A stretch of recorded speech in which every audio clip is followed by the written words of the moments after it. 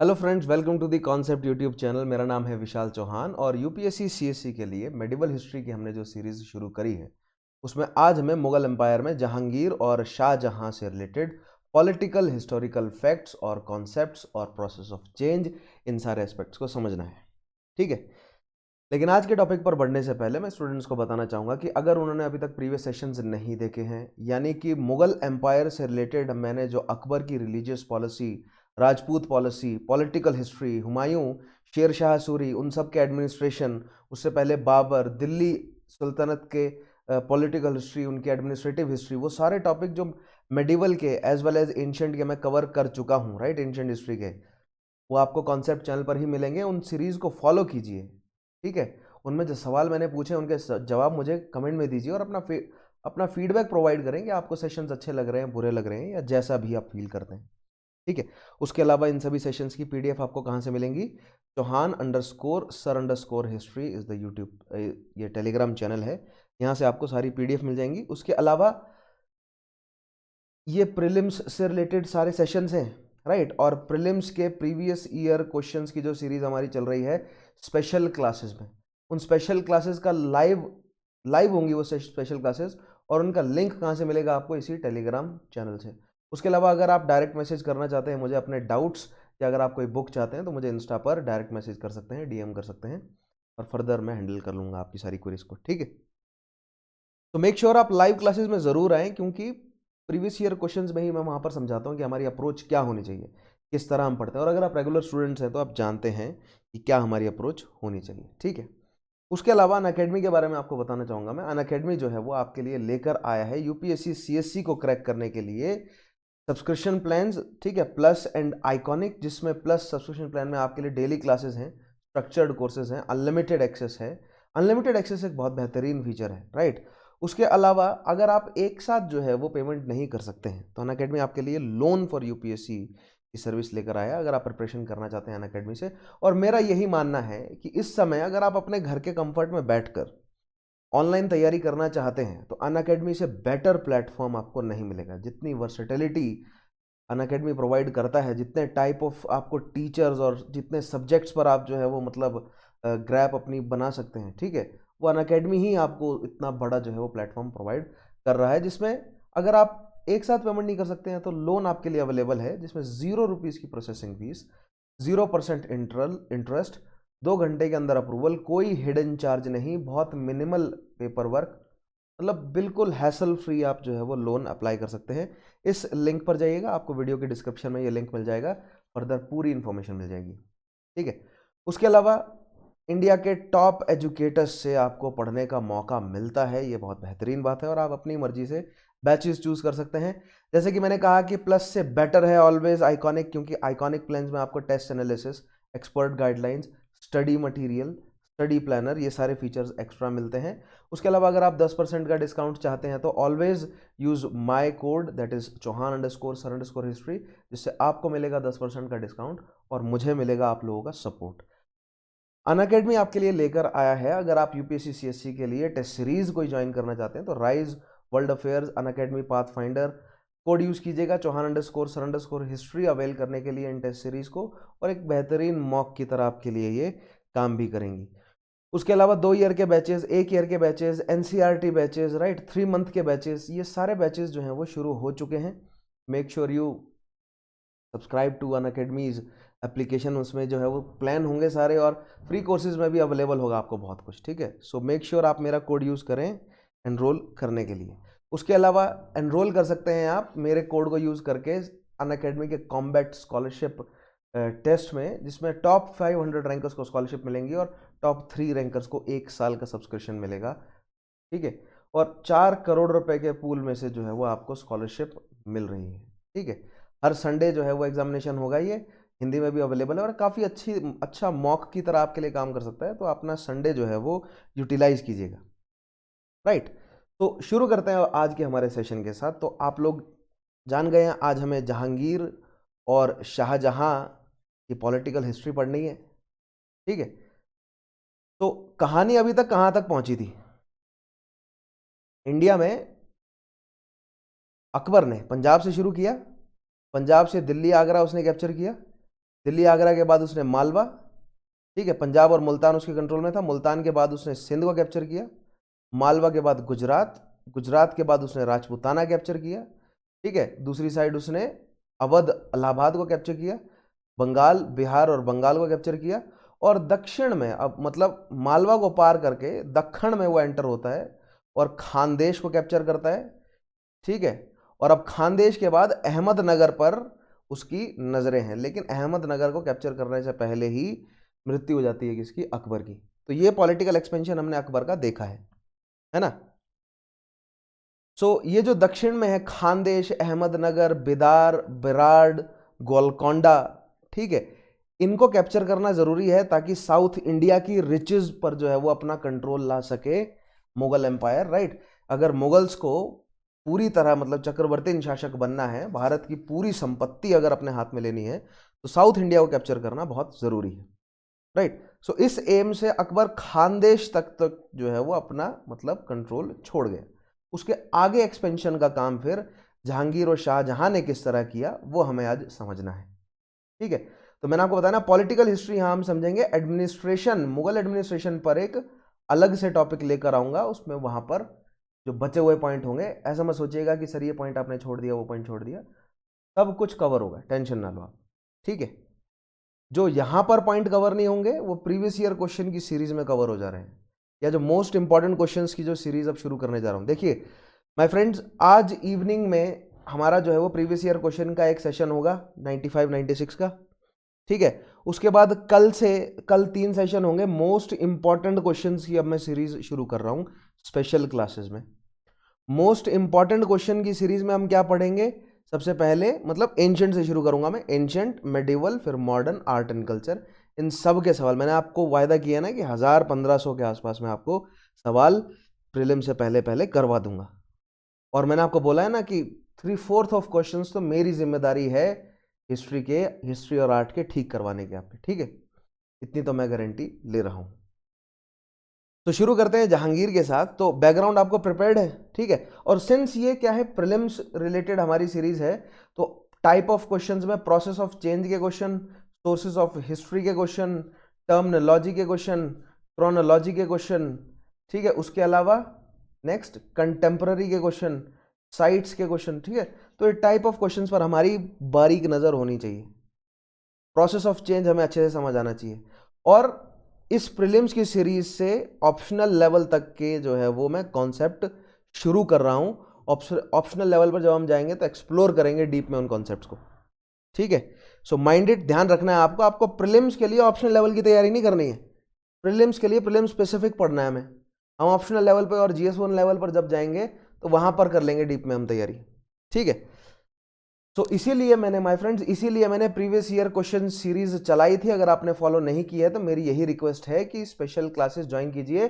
Telegram channel पर link मिल जाएगा आपको स्पेशल क्लासेस का, जाइए उन स्पेशल क्लासेस को थॉरली फॉलो कीजिए। उनमें मैंने बहुत सारे क्वेश्चंस 2020 से 1995 कम से कम हमने 20-25 साल के पेपर जो है वो एक्सप्लोर कर लिए हैं, और उनमें हमने देख लिया है कि कर्वेचर क्या है एग्जामिनर का भी, एंड एज एन एग्जामिनी हमारा भी कर्वेचर क्या होना चाहिए प्री को टैकल करने का, ठीक है। तो शुरू करते हैं आज हम जहांगीर के साथ। 1605 से 1627 अकबर की मृत्यु के बाद जहांगीर शक्ति में आते हैं, ठीक। Mughal emperor Jahangir was the son of Akbar, we know it, right.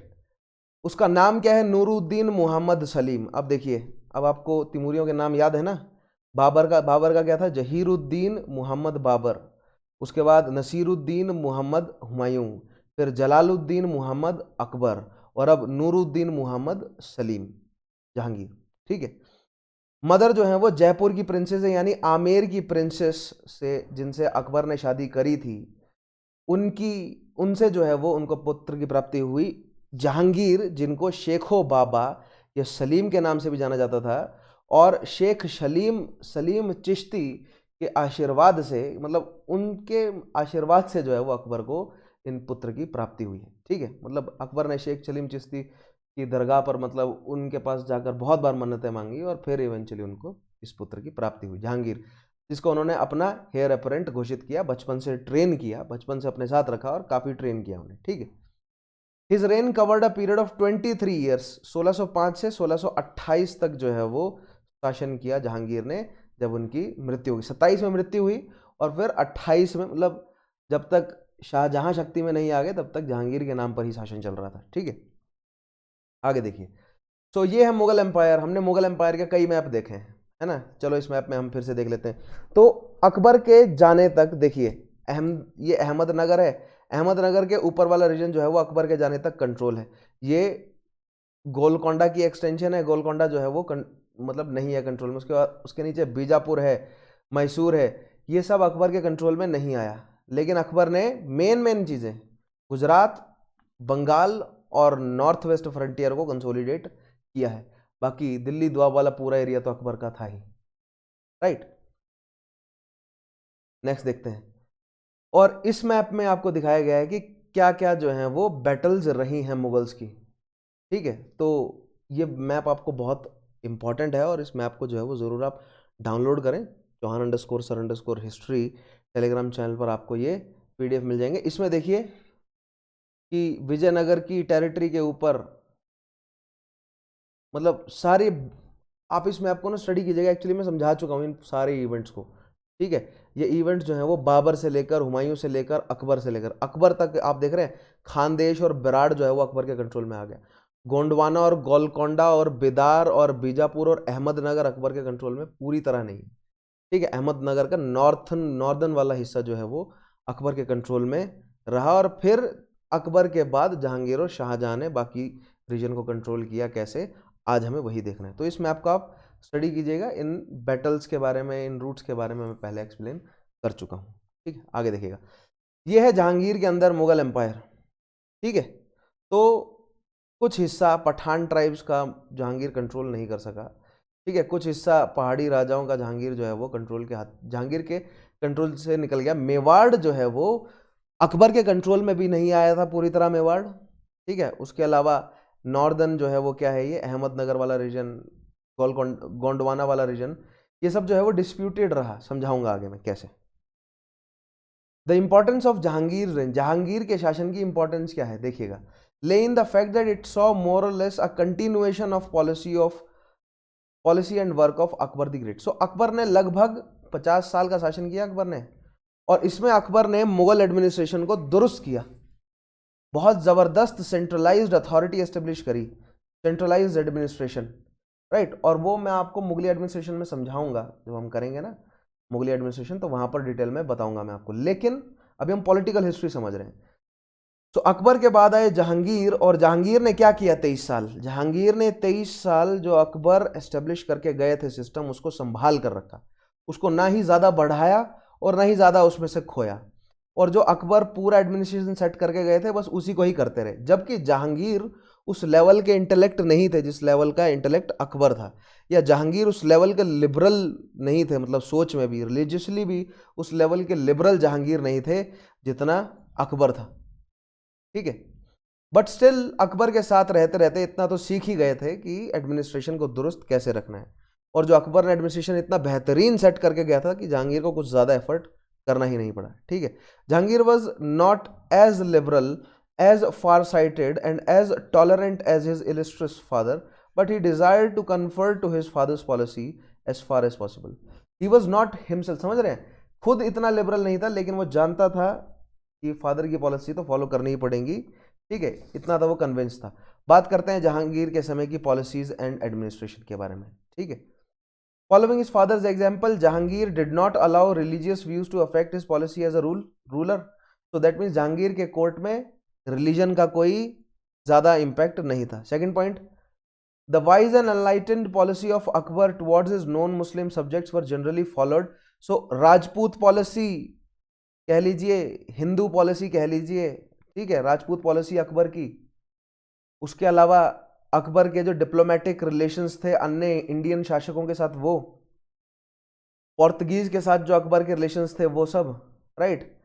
तो इन यानी कि अकबर द्वारा सेट किया गया सारा सिस्टम कैरी किया जहांगीर ने ज़्यादा एक्सपेरिमेंट नहीं किए।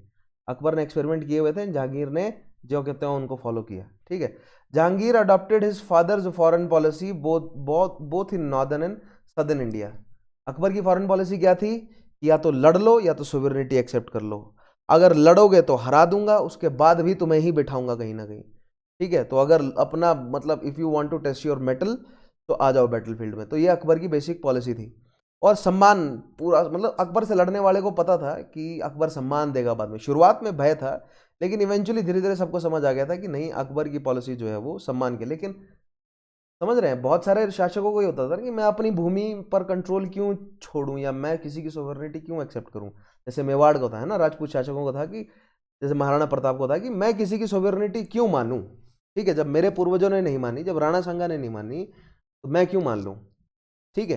तो इस वजह से मुगलों का जो है वो अकबर तक अच्छा रिलेशन मेवाड़ के साथ नहीं बना। लेकिन देखते हैं क्या जहांगीर ने क्या ऐसी कोई कंसिलिएटरी पॉलिसी अपनाई मेवाड़ के साथ, देखते हैं। ही completed the subjugation of Mewar, ठीक है। जहांगीर ने अकबर का काम पूरा किया मेवाड़ के सब्जुगेशन का, against which Akbar had begun his attacks in 1615 the Rana of Mewar was forced to submit to the emperor. मतलब समझ रहे हैं, प्रताप के जाने के बाद जो है वो प्रताप के जो सक्सेसर्स रहे वो उतने मजबूत नहीं थे जितना प्रताप मजबूत थे, ठीक है। सो महाराणा प्रताप के जाने के बाद उसके सक्सेसर्स ने इवेंचुअली जहांगीर के आगे सरेंडर कर दिया, क्योंकि ऑब्वियसली जहांगीर के पास ज़्यादा रिसोर्सेज थे, सेना बड़ी थी, लेकिन महाराणा प्रताप के पास लोकल लोगों का सपोर्ट था, इसलिए वो बचे हुए थे अभी तक। लेकिन उस तरह का लोकल कबीलों का, लोकल ट्राइब्समैन का सपोर्ट जो है वो महाराणा प्रताप के सक्सेसर्स के पास नहीं था। तो इवेंचुअली उनको सबड्यू कर ही लिया मुगल एम्परर ने, ठीक है। जहांगीर फॉलोड लेकिन वही अकबर की तरह जहांगीर ने भी कंसिलिएटरी पॉलिसी, उनको अपने सोवेरेनिटी में लेकर आया और उनको रीइंस्टेट कर दिया एज अ गवर्नर, ठीक है। और मेवाड़ में ही बिठा दिया वापस। मैंने बोला था ना कि अकबर होम कार्डर नहीं देता था, ठीक है। मेवाड़ के शासकों को होम कार्डर दिया कि तुम वहीं बैठो, टेंशन ना लो, तुम्हारे इंटरनल मैटर्स में कोई दखल नहीं देगा, बस हमें साल का इतना ट्रिब्यूट, देखो इतनी छूट दी उन्हें कि तुम अपने होम कार्डर में बैठो, ठीक है। हमें हमारी सोवरेनिटी एक्सेप्ट करो, वो इतना तो करना ही पड़ेगा आपको, लेकिन आपको हमारी कोर्ट में हाजिर होने की जरूरत नहीं है, आपको मतलब हमें सजदे देने की जरूरत नहीं है। जहांगीर ने इतनी मतलब इतना कंसिलिएट जो है वो करने की कोशिश करी महाराणा प्रताप के सक्सेसर्स को। और वो ये इस बात को वो मान भी गए ना, लॉजिक भी बनता है कि लड़ने से अपनी ही जनता का नुकसान है। आप अपनी ईगो को तो फीड कर रहे हैं, ठीक है, लेकिन आप अपनी जनता का नुकसान कर रहे हैं। और जबकि मुगल शासन जो है वो प्रॉस्पेरिटी प्रोवाइड कर रहा है ना, मतलब बेटर प्रॉस्पेरिटी प्रोवाइड कर रहा है, क्योंकि उनके पास ज़्यादा रिसोर्सेज हैं, वो आपकी जनता को ज़्यादा मौका देंगे ना। आपकी जनता जो है वो मेवाड़ से बाहर निकलकर किसी भी मुगल शहर में जाकर जो है वो ट्रेड कर सकती है, राइट। मतलब और अभी तक मुगल पॉलिसी जो है वो इतनी बेहतरीन है कि राजपूतों को कोई उससे समस्या हो भी नहीं रही, ठीक है। तो यहाँ पर ये बात सेंस जो है वो मेवाड़ के शासकों को समझ आई, एंड दे उन्होंने जो है वो मतलब सोवरेनिटी एक्सेप्ट कर ली। लेकिन मैंने बोला ना कंसिलिएशन, सोवरेनिटी एक्सेप्ट कर ली, लेकिन केवल थोड़ी सी कंडीशन डाली कि समय आने पर आपको इतने घोड़े मेंटेन करने, क्योंकि मिलिट्री अफसर आपको बना रहे हैं हम, है ना, आपको मनसबदार बना रहे हैं, तो आपको इतने घोड़े मेंटेन करने पड़ेंगे और समय आने पर हमें सेना देनी पड़ेगी। लेकिन आपको कोई जरूरी नहीं है कि आप मुगल कोर्ट अटेंड करें, ठीक है। देखिएगा, and by terms of treaty Rana was to supply a contingent of cavalry but was exempted from attending the imperial court in person, है ना। इंपीरियल कोर्ट में आने की जरूरत नहीं है, वहां पर सजदा लगाने की जरूरत नहीं है आपको, ठीक है। तो ये चीज जो है वो मेवाड़ ने मान ली कि चलो ठीक है, फायदा ही हो रहा है हमारा इससे, है ना। द एम्परर, और फिर मेवाड़ का डेवलपमेंट ही हुआ उसके बाद, क्योंकि इतनी बेहतरीन इकोनॉमिक सिस्टम, इकोनॉमिक कॉरिडोर में है ना, देख रहे हैं आप, देखिए मेवाड़ इतना बेहतरीन इकोनॉमिक कॉरिडोर में है, आगरा से गुजरात के कॉरिडोर में है, देखिए मेवाड़ बीच में। इसीलिए महाराणा प्रताप बड़े भी हुए थे, क्योंकि उनकी कमाई हो रही थी यहाँ से, है ना, ये कॉरिडोर से ही तो कमाई है, ठीक है। लेकिन फिर उन्होंने एक्सेप्ट कर लिया कि देख रहे हैं आप, अजमेर से अहमदाबाद कनेक्ट हो रहा है, आगरा से अहमदाबाद जो है वो मेवाड़ से कनेक्ट हो रहा है, दिल्ली से गुजरात जो है वो मेवाड़ से ही कनेक्ट हो रहा है, राइट। आगे बढ़ते हैं। The emperor followed the same conciliatory policy towards Afghan rebels in Bengal. अब जहांगीर के शक्ति में आते ही बंगाल ने भी अपने आप को आज़ाद घोषित कर दिया, क्योंकि वो तो अकबर था जिसने कंट्रोल किया हुआ था, राइट। अब जहांगीर की बात वो नहीं मानेंगे, क्यों मानेंगे, तो और अफगान्स जो है वो मैंने आपको बोला ही हमेशा से ही, मैं हमेशा से बताता रहा हूँ आपको कि बिहार, बंगाल, उड़ीसा वाले रीजन में अफगान नोबिलिटी स्ट्रांग है, और अफगान नोबिलिटी सुल्तान को अपने से ऊपर नहीं मानती, बराबर मानती है। और तिमूरी थ्योरी ऑफ किनशिप कहती है कि सुल्तान के पास डिवाइन राइट है, मतलब जो शहंशाह है उसको कोई रिप्लेस नहीं कर सकता। तो अफगानी थ्योरी ऑफ किनशिप एंड तुर्की और तिमूरी थ्योरी ऑफ किनशिप जो है वो क्लैश करती है आपस में, इसलिए अफगान जो है वो कभी भी अपने आप को आज़ाद घोषित कर देते हैं, और उसी तरह बंगाली अफगान ने भी आज़ाद घोषित कर दिया। लेकिन यहाँ पर मुगल सेना को इतना दुरुस्त करके गया अकबर कि बंगाल, जबकि बंगाल सबसे ज़्यादा अमीर प्रोविंस है, ध्यान दीजिएगा, मुगलिया सल्तनत का दिल्ली आगरा कैपिटल होने के बावजूद भी बंगाल सबसे ज़्यादा अमीर प्रोविंस था, ठीक है, बट स्टिल मुगलिया सेना इतनी स्ट्रांग थी कि वो आसानी से बंगाल को सप्रेस कर सकती थी, लेकिन उन्होंने सप्रेस नहीं किया, कंसिलिएटरी पॉलिसी अपनाई, ठीक है। सो अफगान के प्रति भी जहांगीर की पॉलिसी क्या है, कंसिलिएटरी। Rebels in Afghan and prepared the ground for complete submission of the eastern province in near future. However, Jahangir failed to add to conquest affected by his father. Jahangir established direct relations between Mughal government and East India Company. Right, अब देखिए east India company वाला concept आप जानते हैं, ठीक है, captain Hawkins, Thomas Roe, ये point हम जानते हैं।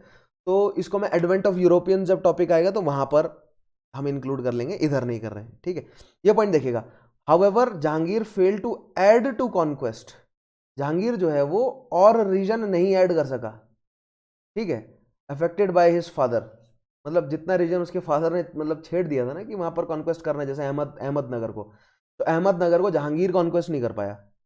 जहाँ अहमदनगर वाला रीजन जो है वो काफ़ी बड़ा हिस्सा किसने किया है, फिर शाहजहां ने कॉन्क्वेस्ट किया है, ठीक है। उसके अलावा यहाँ पर देखिए बंगाल के प्रति भी कंप्लीट सबमिशन की तरफ उसने काम किया, अब कर सकता था लेकिन उसने किया नहीं, कंसिलिएटरी पॉलिसी इसलिए अपनाई क्योंकि बंगाल से ही फायदा जो है वो सबसे ज़्यादा मुगलों को बंगाल से ही हो रहा है। नेक्स्ट देखिएगा 1615 sir Thomas Roe arrived as an accredited ambassador of James first, ठीक है, king of Britain to the Mughal court, king of England के लीजिए। He obtained for the English merchants the privileges to trade in Gujarat, including the right to set up factories at Agra and Ahmedabad. तो अहमदाबाद में, आगरा में, गुजरात में और मतलब और कई जितने भी पोर्ट सिटीज हैं इंपॉर्टेंट, वहां पर उनको आज़ादी मिल गई कि वो एस्टेब्लिश कर सकते हैं क्या, ट्रेड यूनिट्स, ठीक है। और यहाँ पर कैप्टन हॉकिंग और उसकी पूरी कहानी नहीं इंक्लूड करी, वो जब मैं आगे कराऊंगा एडवेंट ऑफ यूरोपियंस तो वहां पर आएगा, ठीक है। आगे देखते हैं, अब देखते हैं जहांगीर का कंट्रीब्यूशन क्या है आर्ट, आर्किटेक्चर और पेंटिंग्स में। पहला पॉइंट देखिएगा, Jahangir's reign was important because of the progress attained in the art of painting. देखिए ये पॉइंट मैंने पहले भी या प्रीवियस ईयर क्वेश्चन सीरीज में भी बताया था मैंने आपको कि पोर्ट्रेट पेंटिंग जो है ना वो किससे शुरू हुई है, जहांगीर के टाइम से शुरू हुई है, यानी शहनशाहों के पोर्ट्रेट बनने जो हैं वो जहांगीर के टाइम से शुरू हुए हैं। उससे पहले क्या होता था, वो इलिस्ट्रेटेड मिनिएचर पेंटिंग हुआ करती थी, है ना, कि एक एक बड़ी सी पेंटिंग में पूरी कहानी को एक्सप्लेन करने की कोशिश की जाती थी कि अगर मतलब शहनशाह अगर शिकार पर जा रहे हैं उसकी क्या कहानी है, अगर क्या बोलते हैं अबुल फजल उनको अकबरनामा पेश कर रहे हैं तो उसकी क्या कहानी, तो समझ रहे, दीवाने आम दीवाने खास के पूरे जो है वो चित्रण दिखाए जाते थे, तो उसको कहा जाता है इलिस्ट्रेटेड पेंटिंग्स। उसकी जगह पोर्ट्रेट बनने लगे जिसमें जो है वो शहनशाह खड़े हैं, शहनशाह के सर के पीछे हेलो है, ठीक है, जो कि एक सेंट्रल एशियाटिक पेंटिंग का जो है वो मतलब या सेंट्रल एशियाटिक आर्ट का एक इंपॉर्टेंट कैरेक्टरिस्टिक फीचर है हेलो होना, ठीक है। तो वो हेलो आपको देखने को मिलेगा मुगलिया पेंटिंग में, और मुगलिया पेंटिंग में सबसे ज़्यादा असर किसका है, पर्शियन एलिमेंट्स का, क्योंकि मैंने आपको बताया था कि हुमायूं जब इंडिया आया तो फारसी सिस्टम उसको लेकर आना पड़ा, यही शर्त थी फारस के शाह की कि तुम्हें मदद मैं तभी करूंगा जब तुम हमारा कल्चर जो है वो प्रमोट करोगे। तो फारसी पेंटिंग है वो बेसिकली मिनिएचर इलिस्ट्रेशंस, और वो फारसी और सेंट्रल एशियाटिक एलिमेंट है वो पीछे हेलो होना, ठीक है, जो कि फिर बाद में हिंदू मतलब मूर्तियों में भी इंक्लूड किया जाने लगा, वो बुद्धिस्ट मूर्तियों से आ रहा है। आपने बुद्ध के गंधार स्कूल ऑफ आर्ट में देखा होगा, अपने बुद्ध के पीछे वो हेलो होता है, वो गंधार स्कूल ऑफ आर्ट में सेंट्रल एशियाटिक एलिमेंट है, ठीक है। तो ये सवाल भी है एक GS1 मेंस का कि गंधार स्कूल ऑफ आर्ट में ग्रेको बैक्टीरियन और सेंट्रल एशियाटिक एलिमेंट्स क्या क्या हैं उनके बारे में बताओ। तो वो सर के पीछे जो हेलो है वो एक सेंट्रल एशियाटिक एलिमेंट है, वही आपको हेलो, हेलो पता क्या है, मतलब ऑरा बैंड, या जिसको आपने देखा ऐसे करके मतलब शाह होता है, ठीक है, शाह की टोपी और शाह की इस समय शक्ल ऐसे होती है और दाढ़ी होती है शाह की, और पीछे जो है वो इस तरह रोशनी सी दिखाई होती है ना, ठीक है, इस तरह शाह ऐसे खड़े होते हैं और उनके बहुत वियर्ड पैर जो है वो एक ही डायरेक्शन में होता है ऐसे, राइट। सो ये जो पेंटिंग है और ये जो पीछे हेलो बना होता है, फिर मतलब हिंदू देवी देवताओं के पीछे भी बनने लगा, सिख जो गुरु हैं उनके पीछे भी आपको हेलो नजर आएगा क्योंकि वो उसी रीजन में रहते थे। तो बेसिकली ये सेंट्रल एशियाटिक तुर्किक जो है वो क्या है ये, या फारसी कह लीजिए, फारसी मतलब पेंटिंग में भी ये एलिमेंट देखने को मिलता है, राइट। तो जहांगीर के समय जो फारसी या पर्शियन जो आर्ट है वो फ्लरिश हुई बहुत बड़े लेवल पर। क्यों? क्योंकि अकबर जो है वो एडमिनिस्ट्रेशन सेटअप करके गया, इकोनॉमी डेवलप होने लगी, और जब इकोनॉमी डेवलप होती है तब हमें किसी एम्पायर का क्या दिखना शुरू होता है, आर्ट और कल्चर डेवलप होता हुआ शुरू होता है, क्योंकि पैसा होता है वो उनके पास आर्टिस्ट को पेट्रोनाइज करने का, ठीक है, और जो कि उन्होंने किया भी। Under Jahangir the Mughal school of painting acquired great charm, refinement and dignity. Jahangir had a great fascination. जब मुगल पेंटिंग कराऊंगा या इंडो इस्लामिक आर्ट और आर्किटेक्चर जो टॉपिक आएगा कल्चर वाले पार्ट में, जो कि बहुत जल्द शुरू होने वाला है, उसमें डिटेल में समझाऊंगा इस पूरी कहानी को, ठीक है। और जब GS1 में जाएंगे तब तो हम बिल्कुल ही डेप्थ में उतर जाएंगे, ठीक है। And took delight in the portraiture of birds, animals and flowers, and in fact शहनशाहों के इंपॉर्टेंट मनसबदारों के, इंपॉर्टेंट गवर्नर्स के, मतलब पोर्ट्रेचर जो है वो, पोर्ट्रेट बनाने की कला जो है वो पेंटिंग में शुरू होती है जहांगीर के टाइम से। उससे पहले भी पोर्ट्रेट थे लेकिन उतने बड़े लेवल पर नहीं थे, राइट, छोटे लेवल पर पोर्ट्रेट बना करते थे, लेकिन जो जिससे आप कहते हैं ना हार्डकोर मुगलिया पेंटिंग आर्ट जो है वो, उसमें पोर्ट्रेट जहांगीर के टाइम में बनने शुरू हुए हैं, ठीक है। मुगल स्कूल ऑफ पेंटिंग, अब आप कहेंगे अकबर का भी पोर्ट्रेट है, लेकिन वो एक्चुअली पूरी इमेज होती है। वो जो अकबर का पोर्ट्रेट है ना, जिसमें एक साइड में हाथी खड़ा है, एक साइड में शेर खड़ा है, उसका पोर्ट्रेट नहीं है, वो इलिस्ट्रेशन वाली पेंटिंग है कि उसमें कहानी एक्सप्लेन करने की कोशिश की गई है। पोर्ट्रेट का मतलब क्या होता है, केवल शख्स वही खड़ा है, मतलब केवल एक ही व्यक्ति है, ठीक है। Mughal school of painting reached it's zenith during the reign of Jahangir. Zenith पर पहुंचा, ध्यान दीजिएगा, ठीक है।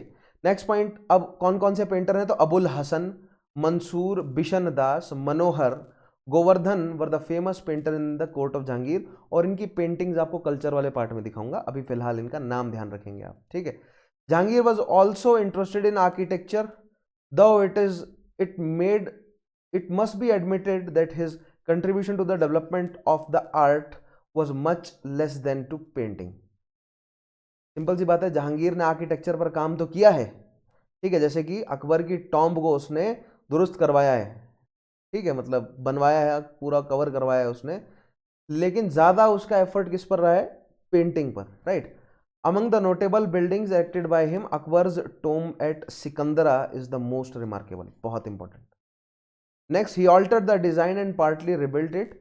उसके अलावा इतिमाद उद दौला की टॉम्ब आगरा के नजदीक, जिसको बेबी ताज भी कहा जाता है, यानी कि इतिमाद उद दौला की जो टॉम्ब है उससे प्रेरणा लेकर ताजमहल को बनाया गया है। ये एक बहुत इंपॉर्टेंट पॉइंट है, ठीक है। और ये व्हाइट मार्बल से, और पहली बार हमें जहांगीर के समय व्हाइट मार्बल की जो है वो बिल्डिंग्स दिखनी शुरू हो जाती है, मतलब बड़े लेवल पर, क्योंकि आप इतिमाद उद दौला को देखेंगे तो व्हाइट मार्बल है, सिकंदरा में अकबर की टॉम्ब को देखेंगे तो व्हाइट मार्बल उसमें भी जड़ा है, ठीक है। उसके बाद ताजमहल में देखेंगे व्हाइट मार्बल है। उसके बाद मैक्सिमम जितने भी मतलब मुगलों ने बनाए ना बड़े बड़े आर्किटेक्चर, उसमें व्हाइट मार्बल लगा। व्हाइट मार्बल के साथ साथ उसमें बहुत बेहतरीन उन्होंने नक्काशी करवाई है, ठीक है। तो ये सब कैसे हो सका, क्योंकि इकोनॉमी में बूम आया। क्योंकि उससे पहले आप अकबर के टाइम में भी देखेंगे तो अकबर ने भी जो आर्किटेक्चर बनवाया है वो रेड सैंडस्टोन का दिखेगा। दिल्ली सुल्तानों ने भी जो आर्किटेक्चर बनवाया है वो मोस्टली रेड सैंडस्टोन का, कहीं कहीं पर उन्होंने लगवाया है सफेद मार्बल, व्हाइट मार्बल, लेकिन मोस्टली रेड सैंडस्टोन का है, ठीक है। लेकिन जहांगीर के समय से और खास तौर पे शाहजहां के समय में हमें बिल्डिंग्स जो हैं वो व्हाइट मार्बल की बनती हुई नजर आती हैं, यानी कि पैसा तो उनके पास था, ठीक है। तो ये बिल्कुल एक कथन है सिंपल सा कि अगर आपको किसी भी व्यक्ति का पैसा देखना है ना, कितना पैसा है, तो उसके घर में जाइए। तो वही ये सेम जो है वो लागू होता है इंडिया के डिफरेंट डिफरेंट एजिस के एम्पायर्स पर। उनकी इकोनॉमी को आपको आंकना है तो उनके आर्किटेक्चर्स को देखिए, ठीक है। दिल्ली सल्तनत के आर्किटेक्चर जो है वो रेड सैंडस्टोन के, मुगलों में अकबर तक का आर्किटेक्चर जो है वो रेड सैंडस्टोन का दिखेगा मोस्टली, लेकिन जहांगीर शाहजहां से वाइट मार्बल लगने शुरू हो जाएंगे। तो पता चलता है हमें कि इकोनॉमी कितनी फ्लरिश कर गई थी। ठीक है, लेकिन उसी वजह से फिर उनका नुकसान भी हुआ, क्योंकि बहुत वाइट मार्बल पे उन्होंने खर्चा कर दिया। ठीक है, constructed under the direction of Nur Jahan. Nur Jahan कौन है? अब देखिए, जहांगीर को कई जगहों पर जब एडमिनिस्ट्रेशन कराऊंगा ना, तो वहां पर नूरजहां का जिक्र है, और जब ऑप्शनल के लिए पढ़ाऊंगा तो नूरजहां की पूरी कहानी सुनाऊंगा आपको। जहांगीर को इनकॉम्पिटेंट नहीं कहा जा सकता, लेकिन जहांगीर में कहीं ना कहीं हुमायूं के लक्षण थे नशा करने के। अकबर भी नशा करता था, लेकिन अकबर मतलब अफीम का नशा ज़्यादा नहीं करता था, अकबर शराब का नशा करता था, बिल्कुल डेफिनेटली। लेकिन अकबर अलर्ट इंसान था, उसको अपनी जिम्मेदारियां पता थी। ठीक है, और जहांगीर जो है वो थोड़ा भोग विलास में पला बढ़ा, क्योंकि अकबर ने मेहनत करी। तो Jahangir was a spoiled brat, right. लेकिन उसने एडमिनिस्ट्रेशन संभाला, लेकिन कई जगहों पर हमें देखने को मिलता है कि वो नूरजहां के भरोसे एडमिनिस्ट्रेशन छोड़कर चला जाता था। मतलब दीवाने दीवाने खास तक में नूरजहां जो है वो जहांगीर की जगह एडमिनिस्ट्रेशन संभालती हुई नजर आई है। तो रजिया के बाद अगर दूसरी कोई सुल्ताना, मतलब रजिया तो सुल्तान थी, ठीक है, और नूरजहां सुल्ताना थी, तो रजिया के बाद दूसरा कोई सेंटर में अगर कोई प्रोमिनेंट एडमिनिस्ट्रेटर बैठा है महिला के रूप में, तो वो नूरजहां है। सुल्तान का टाइटल जो है वो रजिया को मिला, नूरजहां को टाइटल नहीं मिला बस, लेकिन जिम्मेदारी शहंशाह की निभा रही थी वो। ठीक है, सो पादशाह बेगम कहा जाता था उन्हें। Is one of the finest buildings of its kind in the country and is adorned with mosaic work outside and paintings inside. So mosaic work, ठीक है, और बहुत बेहतरीन, कहने का मतलब पत्थर में छेद करके, उसमें पत्थर में नकाशी करके, रिलीफ्स बनाकर, या मतलब उसमें जो है वो कार्विंग्स करके उसमें प्रीशियस स्टोन्स को फिल करना। ठीक है, और अंदर पेंटिंग्स है बहुत बेहतरीन। कभी मौका मिले तो जरूर जाइएगा इस बिल्डिंग में, काफी शानदार है। Under Jahangir patronage a great mosque was built in Lahore. It rivals that of Delhi, built by his son Shah Jahan. ठीक है, जहांगीर ने एक मॉस्क बनाई, फिर जहांगीर का मकबरा के नाम से भी वो बाद में कहलाई, और उसने मना कर दिया जहांगीर ने कि इसके ऊपर डॉम नहीं बनेगा।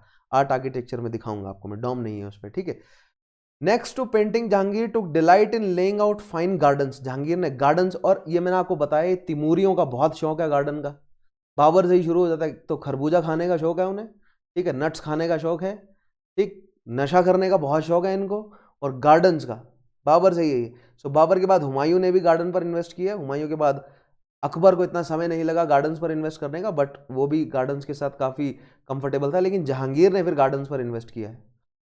नॉट जस्ट तिमूरी, लेकिन तुर्कियों का भी कुछ मतलब उनका है, उनके आर्किटेक्चर का हिस्सा है गार्डन्स। ठीक है, क्योंकि बीहड़ लगभग बीहड़ वाले एरिया में रहते हैं, तो जब उनके पास पैसा होता है तो they invest in gardens, right. Some of the gardens in Kashmir, जैसे शालीमार बाग है लाहौर में, laid out on his orders, right. ये सब जो है वो किसके द्वारा बनाए गए? जहांगीर द्वारा। He tried to adorn the currency with fine calligraphic designs.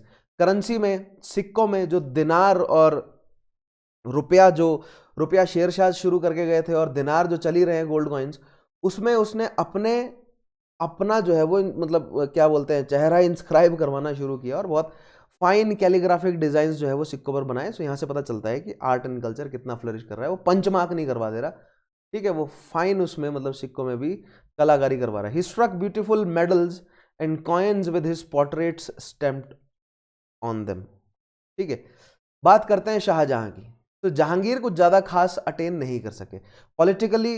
उनका एम्पायर मतलब पॉलिटिकली ना ही उन्होंने ज़्यादा एम्पायर को बढ़ाया और ना ही ज़्यादा घटाया। उनके शक्ति पर आने पर जितने रिबिलियंस थे, बस उन्होंने रिबिलियन को क्रश किया।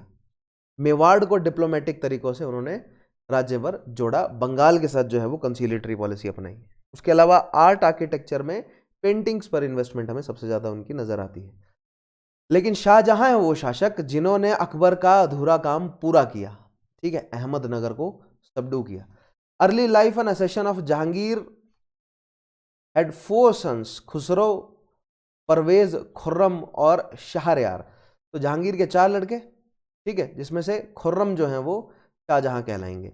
प्रिंस खुर्रम या Shah Jahan was born of a Rajput princess Jagat Gosain इन 1592। अब देखिए, अकबर राजपूत घराने में पैदा हुए, जहांगीर एक राजपूत महिला से पैदा हुए, और अब शाहजहां भी एक राजपूत महिला से, राजपूत प्रिंसेस जगत गोसाई से पैदा हुए हैं 1592 एट लाहौर, राइट। सो ये, और फिर उन्हीं को ही जो है वो बादशाह भी बनाया गया। तो यहां पर जो है वो अकबर की राजपूत पॉलिसी हमें एक्शन में नजर आती है कि जो शासक है वो हाफ ब्लड है और उसको सेलिब्रेट किया जा रहा है, क्योंकि तिमूरियों में, खास तौर पे तुर्कियों में हाफ ब्लड होना जो है वो एक बहुत मतलब गलत तो नहीं, बहुत उनको सोसाइटी में नीचे हो जाता है व्यक्ति जो हाफ ब्लड हो जाता है। वो अपने ब्लड को बहुत प्योर रखना चाहते हैं। सेम गोस फॉर फारसीज, फारसीज भी हाफ ब्लड को टॉलरेट नहीं करते, लेकिन तिमूरियों में हाफ ब्लड्स को टॉलरेट ही नहीं, सेलिब्रेट किया जा रहा है, राइट। ये अकबर की राजपूत पॉलिसी थी कि देखिए शहनशाह खुद जो है वो राजपूती खून है इनमें।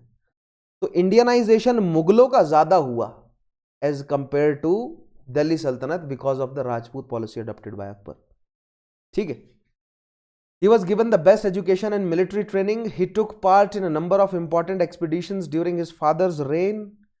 अब ये वो मैप है, मैंने आपको बहुत बार दिखाया मैप, ये है ना, ये आपको ग्रीन लाइन से नजर आ रही है। This was Sher Shah Suri's, right. ये ग्रीन जो पोर्शन है ये जो है वो अकबर द्वारा कैप्चर किया गया। इसको ज्यादा बढ़ाया नहीं, किसने बढ़ा नहीं सके इसको आगे, जहांगीर। लेकिन अब नीचे अहमदनगर वाले एरिया को कैप्चर करने का काम कौन करेंगे, शाहजहां। और फिर बाकी यहां तक इस इतने एरिया को जो है वो कैप्चर करने का काम करेंगे औरंगजेब। बताएंगे इवेंचुअली, हम पढ़ेंगे इन सब के बारे में, ठीक है। तो ये मैप आप लोगों ने देखा है। इस मैप को बार बार मैं इसलिए दिखाता हूं क्योंकि इसमें बहुत सारी इंपॉर्टेंट सिटीज दिखाई गई हैं मुगलिया सल्तनत की, ठीक है। तो आपको ध्यान रखना है, बहुत सारी इंपॉर्टेंट सिटीज, समझ रहे हैं, इंपॉर्टेंट पोर्ट्स, सिटीज, सबका ध्यान रखना है, सवाल बनते हैं इन पर। ये सिमिलर जो है वो मैप है, ठीक है, मुगल एम्पायर का। His success against Mewad and the way he had succeeded in dictating terms to Malik Amber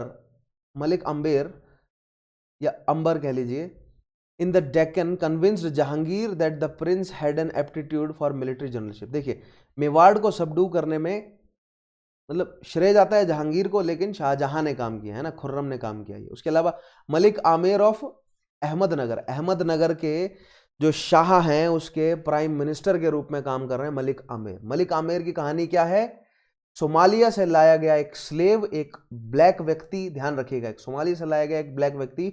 और जी हां, भारत में ब्लैक स्लेव्स की ट्रेडिंग की जाती थी, और वही तुर्कियों का और मतलब फारसियों का जो स्लेव वाला कल्चर है कि अगर स्लेव काबिल है तो वो रैंक पर हाई जा सकता है, right. So Malik Ambar was a very मतलब काबिल स्लेव, क्योंकि ब्लैक था, शरीर से डील डॉल से लंबा चौड़ा था, तो बहुत जल्दी ही उसने अपने आप को डेवलप किया, एक मर्सनरीज की सेना इकट्ठा करी, और मतलब अहमदनगर, गोलकोंडा, बीजापुर, इन सबको जो है वो अपनी सर्विसेज देता रहा।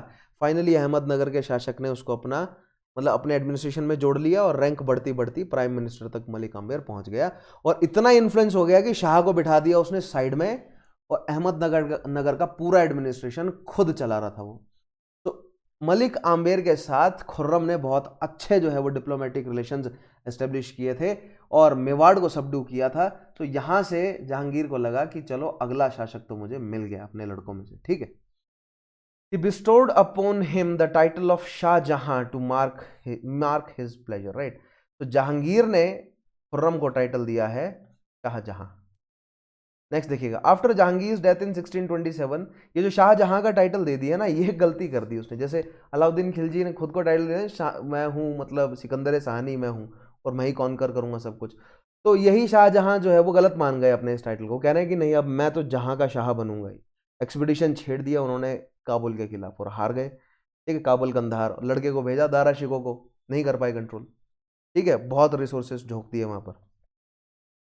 After Jahangir's death in 1627, when a war of succession ensued, Prince Khurram emerged victorious. So मैंने बोला ना प्रीमोजेनिचर का कोई रूल नहीं है मुसलमानों में। तो जब भी कोई भी शाह सुल्तान मरता है तो उसके लड़के आपस में लड़ते हैं। खुर्रम के साथ भी यही हुआ, खुर्रम के भाई आपस में लड़े, खुर्रम ने सबको एलिमिनेट किया और खुद बैठा शक्ति में। He put to death all of his rivals, सबको मरवा दे, देखिए सबको मरवाया, for the throne and crowned himself emperor in January 1628 in Agra under the regional title Shah Jahan, ठीक है, जो कि उसको जहांगीर से मिला है। अब देखते हैं शक्ति में आए, शक्ति में आते ही कॉन्फ्लिक्ट्स जो हैं वो किस किस के साथ हैं। तो इंपॉर्टेंट शक्तियां क्या हैं, इंपॉर्टेंट भारत में उस समय शक्तियां क्या थी, ठीक है। अब शाहजहां, जहांगीर खत्म हुए, जहांगीर के जाते ही क्या हुआ, जितने भी मतलब रिबेलियस जो एलिमेंट्स हैं वो अपने आप को इंडिपेंडेंट घोषित करने की कोशिश करेंगे। तो ऐसा ही एक कौम जो है वो पंजाब में डेवलप हो रही थी, सिखों की। और सिखों को अकबर ने कंसिलिएट करके रखा हुआ था, क्योंकि अकबर की रिलीजियस पॉलिसी, राइट। लेकिन जहांगीर का जो है वो सिख गुरुओं के साथ अच्छा रिलेशन नहीं था। और जहांगीर, अब ये मतलब कॉमन ये मतलब पॉइंट बना हुआ है कि जहांगीर के कहने पर गुरु अर्जन दास को मारा गया लाहौर में, ठीक है। लेकिन मतलब जो मुगल कोर्ट का ऑफिशियल स्टेटमेंट वो ये था कि उन्होंने लाहौर को ये आदेश दिया था कि कैप्चर करो, केवल मारो ना। वो तो लाहौर का जो सूबेदार था वो मतलब उसने जो है वो बहुत क्या बोलते हैं मतलब ताव में आकर उसने जल्दबाजी में गुरु अर्जन साहब को मार दिया। जल्दबाजी में नहीं मारा, एक्चुअली टॉर्चर करके मारा, कई दिनों तक टॉर्चर करते रहे और इवेंचुअली जो है वो गुरु अर्जन देव की मृत्यु हो गई, ठीक। फिर जहांगीर ने उसको पनिश भी किया, ठीक है। जहांगीर ने सूबेदार को मारा भी, लाहौर के सूबेदार को, ठीक है, उसको पनिशमेंट भी दी गई। लेकिन सिखों को तो ये बात चमक गई कि नहीं, मुगल जो है वो हमारे खिलाफ हैं, ठीक है। देखिएगा, तो Guru Hargobind from very start was a dedicated enemy of Mughal empire, Mughal rule, right.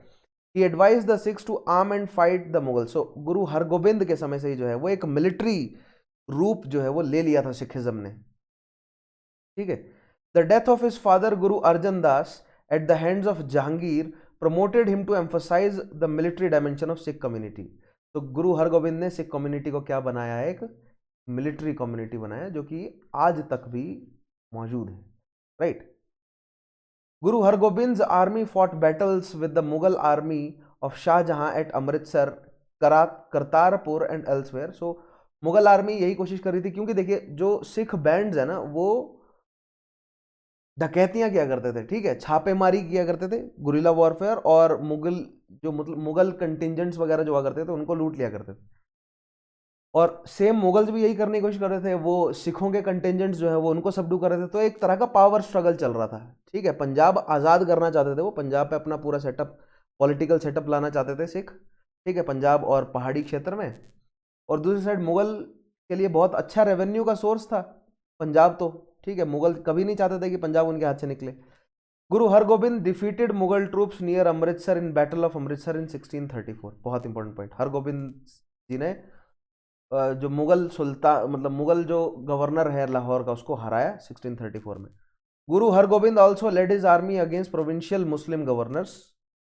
Guru Hargobind anticipated the return of a larger Mughal force, so retreated into Shivalik Hills to strengthen his defense and army with a base in Kiratpur, where he continued to stay till his death। देखिए, अब ये जो अगर आप में से कोई हिमाचल के लिए तैयारी कर रहा है ना, तो आप लोग यानी हिमाचल एडमिनिस्ट्रेटिव सर्विसेज के लिए तैयारी कर रहे हैं, तो आप लोग जानते हैं, ठीक है, कि किस तरह जो सिख गुरु हुआ करते थे उन्होंने अपने मिलिट्री बेस जो है वो बिलासपुर वाले एरिया में, या उससे उससे जो थोड़ा सा नीचे वाला एरिया है, गुरदासपुर वाला एरिया, वहां पर एस्टेब्लिश किया हुआ था, राइट।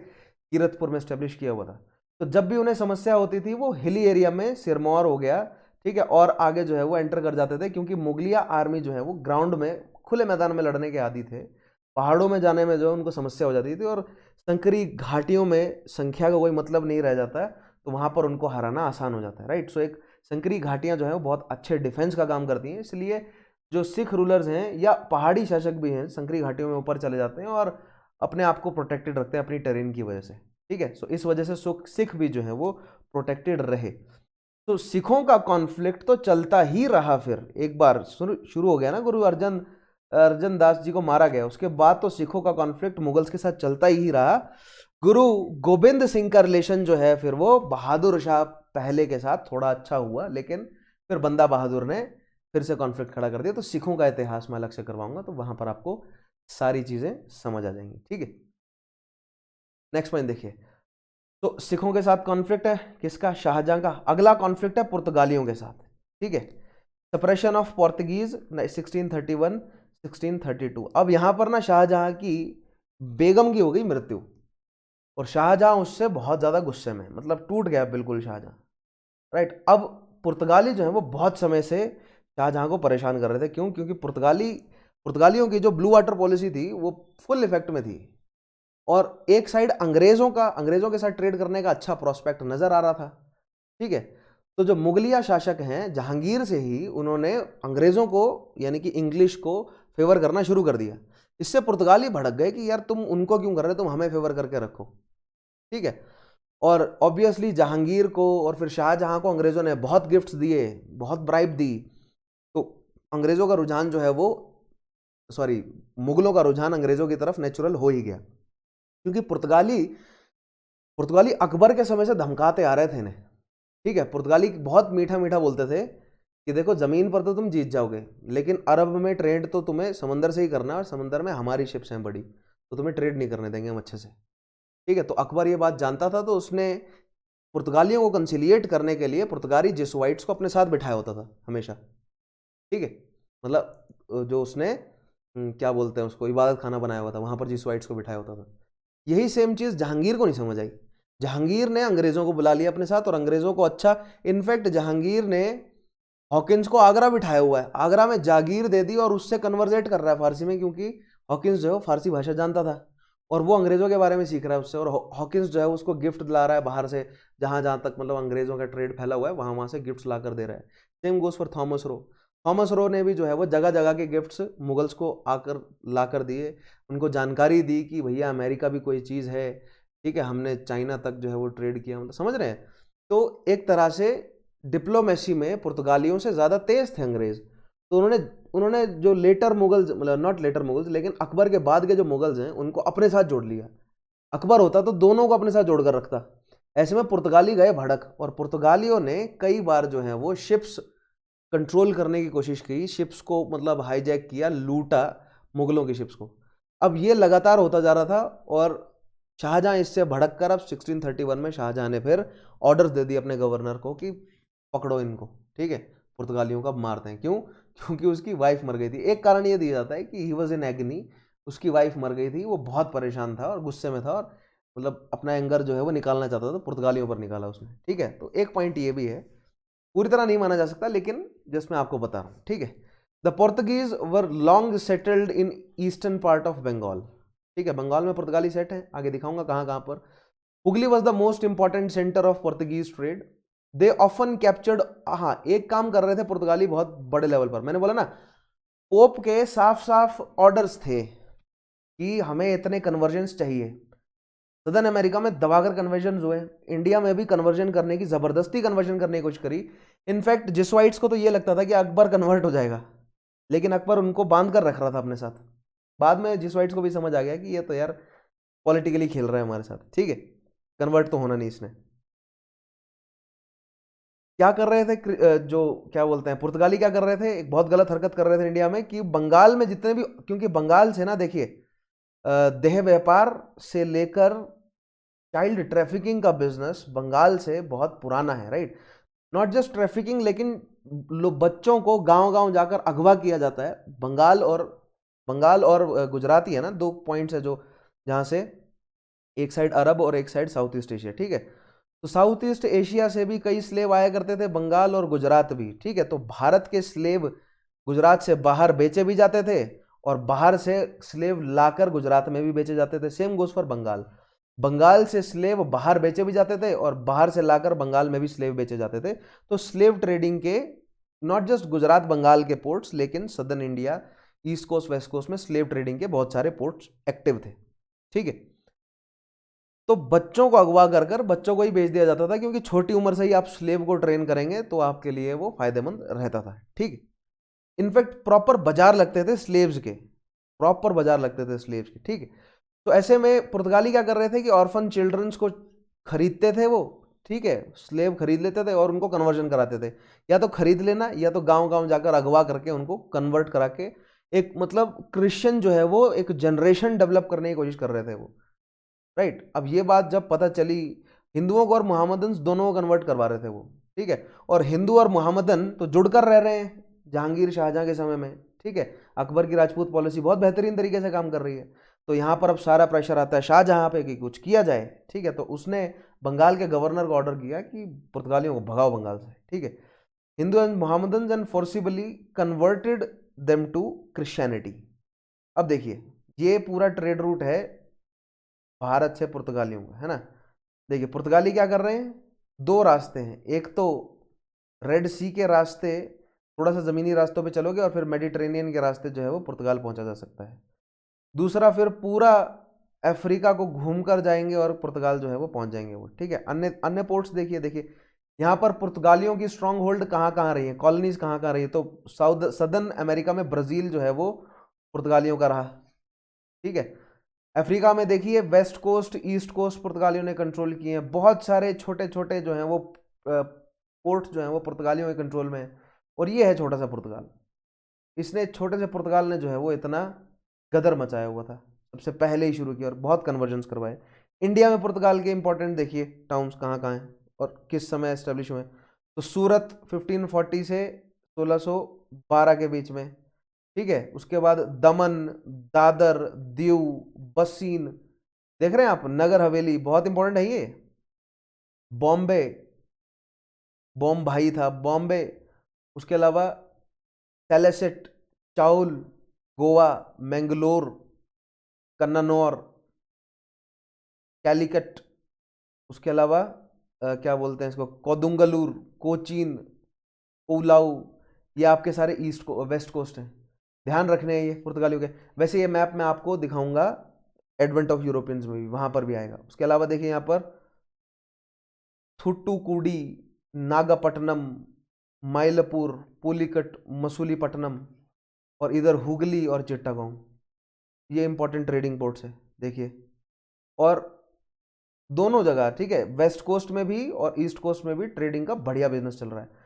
आप यहाँ पर क्लियरली देखिए कि वेस्ट कोस्ट में ज़्यादा पोर्ट्स हैं as compare to east coast. East coast में भी मालाबार, सॉरी, कोरोमंडल वाली साइड या सदर्न सरकार और कोरोमंडल वाला रीजन जो है वो ज़्यादा है। इस रीजन में पोर्ट्स जो है वो कंट्रोल में नहीं है अभी, ठीक है। बंगाल में भी हुगली है, ठीक है।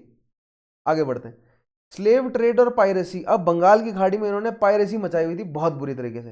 मैंने बोला ना कि पुर्तगाली अंग्रेजों को, पुर्तगाली क्या कह रहे थे, पुर्तगालियों ने क्या धमकी दी हुई थी मुगल्स को कि अरब के सागर में ही तो ट्रेड करना है ना तुम्हें। देखिए तुम या तो अरब के सागर में ट्रेड करोगे या तो बंगाल की खाड़ी में ट्रेड करोगे, दो जगह ट्रेड है तुम्हारा, है ना, मैरी टाइम। और इन दोनों में हमारी बड़ी शिप्स घूम रही हैं। तो तुम्हें अगर सेफली ट्रेड करना है तो हमें जो है वो ट्रेड, हमारी सारी बातें मानो, ठीक है। हमें फैक्ट्री भी लगाने दो, हमें कन्वर्जन भी करवाने दो, हमें धर्म प्रचार भी करवाने दो, ठीक है। अदरवाइज हम तुम्हारा ट्रेड डिसरप्ट करेंगे।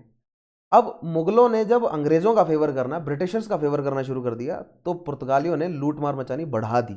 पहले भी कर रहे थे वो, क्योंकि ब्रिटिशर्स ने क्या कहा कि पुर्तगालियों की शिप से हम निपटेंगे। क्योंकि ब्रिटिशर्स की पॉलिसी क्या थी कि पूरा Indian oceanic trade as well as Atlantic trade जो है वो हमें अपने कंट्रोल में चाहिए, ठीक है। ये जो इस तरह का जो ट्रेड है ना, यहाँ पर ट्रायंगल वाला जो ट्रेड है ना, इस तरह नहीं, ये है ट्रायंगल, ये जो ट्रायंगुलर ट्रेड है, और ये वेस्ट ईस्ट एशिया से वेस्ट एशिया को कनेक्ट करने वाला जो ट्रेड है, ये अंग्रेजों को अपने कंट्रोल में चाहिए था। और क्या बोलते हैं, अटलांटिक ओशियन को इंडियन ओशियन से कनेक्ट करने वाला जो ट्रेड है, ये अंग्रेजों को अपने कंट्रोल में चाहिए था। पुर्तगालियों को हराना था। मुगलों को ये बात समझ आ गई कि नए खिलाड़ी आ गए हैं, इनका सपोर्ट करना बढ़िया है। तो पुर्तगाली जो है वो अब ट्रांजिशन में थे, उन्होंने गदर मचाना शुरू किया। उस गदर को कुचलने के लिए अब स्टेप उठाए किसने, शाहजहां ने, ठीक है। समझे आप पूरे कॉन्सेप्ट को। ऑप्शनल में हम डिटेल में पढ़ेंगे इसे, ठीक है। प्री में हमें इतना डिटेल में पढ़ने की जरूरत नहीं है, ये ऑप्शनल में आएंगे, ये पॉइंट्स बहुत ज्यादा important. And piracy were important source of their income. Shah Jahan gave orders in 1631 to Qasim Khan. Qasim Khan was the Mughal viceroy of Bengal to drive out the Portuguese from their trading post at Hooghly. The post was heavily armed with cannons, battleships, fortified walls, and other instruments of war. After a stiff resistance, the Portuguese surrendered. तो जमीनों पर आप मुगल से नहीं जीत सकते, ठीक है। मतलब एटलीस्ट औरंगजेब के रहते रहते तक, इनफैक्ट नॉट औरंगजेब लेकिन मोहम्मद शाह तक भी, मोहम्मद शाह के जो शुरुआती साल है ना 1630 तक 1730 तक, आप मान लो ज़मीनों पर आप मुगल से नहीं जीत सकते, समुद्र पर आप उन पर हावी आसानी से हो जाएंगे। ठीक है, तो बहुत समय लगा लेकिन हुगली के फोर्ट को, क्योंकि पुर्तगालियों ने आर्टिलरी बिठाई हुई थी पूरी, मतलब उसको फोर्टिफाई किया हुआ था, लेकिन मुगल्स के पास हिस्ट्री थी, एक्सपीरियंस था फोर्टिफिकेशन को तोड़ने का, तो उन्होंने वो फोर्टिफिकेशन तोड़ दिया। ठीक है, तो इस तरह मुगल्स ने सबड्यू किया किसे, सिखों को और फिर पुर्तगालियों को। मुगल कौन, शाहजहां की बात चल रही है। अब अगला शाहजहां का प्रोसेस है कि उसके पिताजी, उसके एक्चुअली नॉट पिताजी लेकिन दादाजी द्वारा, है ना, उसके जो दादा हैं उनका जो अधूरा काम है दक्कन को कंट्रोल करना, उसके लिए क्या पॉलिसी है शाहजहां की, देखते हैं। शाहजहां's Deccan policy was a continuation of the traditional policy of expansion followed by Akbar and Jahangir। क्या है ट्रेडिशनल पॉलिसी, या तो सोवरेनिटी मान लो, मनसबदार बना दिया जाएगा, या तो फिर लड़ लो, लड़के तुम्हें हरा दिया जाएगा और फिर भी तुम्हें मनसबदार बना दिया जाएगा। ठीक है, तो ये है पॉलिसी अकबर की, बिल्कुल simple. When Shahjahan ascended the throne, the Mughals had only whole of Khandesh and a part of Ahmednagar under them। तो ये मैप देखिएगा, जब शाहजहां शक्ति में आया तो बेराड, खानदेश का हिस्सा और अहमदनगर का नॉर्थ वाला पार्ट जो है वो, मतलब वो कंट्रोल में आ गया। ठीक है, यहाँ पर नॉर्थ वाला पार्ट कंट्रोल में आ गया किसके, मुगल्स के, राइट। अब उसके बाद आगे ये वाला इतना जो रीजन है ना, यहाँ पर देख रहे हैं बीजापुर तक, ये रीजन जो है वो बाद में आया, मतलब औरंगजेब के समय तक आया है। कैसे आया वही हमें समझना है, देखिएगा। And part of Ahmadnagar under them. Jahangir's attempts to conquer Ahmadnagar were checked by Malik Ambar. तो जब तक मलिक आम्बेर जिंदा था तब तक जहांगीर जो है वो अहमदनगर को नहीं कंट्रोल कर पा रहा था, ना ही जहांगीर कंट्रोल कर पा रहा था, ना ही जहांगीर के अंदर शाहजहां था, क्योंकि शाहजहां को ही भेज रहा था जहांगीर तो कि कंट्रोल करे। तो शाहजहां ना ही अपने पिताजी जहांगीर के समय में और ना ही अपने रेन में वो अहमदनगर को कंट्रोल कर पा रहा था। इतना बेहतरीन एडमिनिस्ट्रेशन मलिक अंबर ने सेट किया हुआ था। लेकिन जैसे ही मलिक अंबर की हुई मृत्यु, मलिक अंबर के बाद और सेकंड पॉइंट देख लेते हैं, मलिक अंबर की मृत्यु को आगे लेकर आएंगे। अभी बीजापुर गोलकोंडा को देखते हैं, उनका क्या हाल है। तो पड़ोस में बीजापुर एंड गोलकोंडा भी हैं, कंटिन्यू टू एंजॉय इंडिपेंडेंस। तो अहमदनगर नहीं गया, देखिए ये अहमदनगर है, अगर ये तो अहमदनगर आप मान लीजिए बफर है बीजापुर और गोलकोंडा के लिए। तो जब तक अहमदनगर शक्ति में है तब तक बीजापुर और गोलकोंडा को कुछ नहीं होगा, क्योंकि देखिए यहाँ बीच में बेदार भी है, देख रहे हैं आप, बीजापुर और मुगलिया सल्तनत के बीच में बेदार है और गोलकोंडा की बाउंड्री लग रही है। तो बीजापुर खुश है, बढ़िया कि हमारे साथ कुछ नहीं हो रहा है ना। लेकिन जबकि अहमदनगर एक बफर की तरह काम कर सकता था। ये मैं बफर क्यों कहा मैंने, पता है, क्योंकि यहाँ पर मुगलिया जो बादशाह है ना, उनको भी बफर का कॉन्सेप्ट नहीं पता था। हमें बफर का कॉन्सेप्ट क्यों पता है, क्योंकि हमने अंग्रेजों का इतिहास पढ़ लिया।